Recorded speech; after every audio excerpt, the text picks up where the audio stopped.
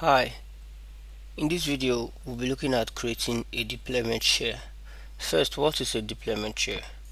A deployment share is a shared folder on a server that acts as a repository for all the resources needed to deploy operating system and application. Literally, it's just a folder, but the folder is shared. That means it's just a folder which you can access from other clients on the network. So let's begin. Click on Windows, go to your Microsoft Deployment Toolkit, and then we'll click on Deployment Workbench.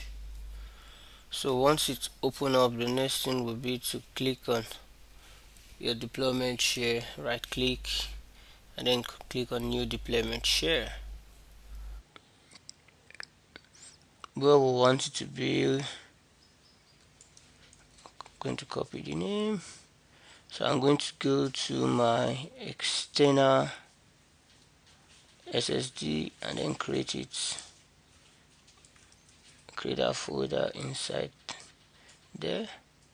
So I'm clicking next. The name, I'm leaving it that way. Description, you can add more description if that's work for you. Save computer backup, make sure we capture. So I think that's fine with that. Next, I'm going to watch it complete.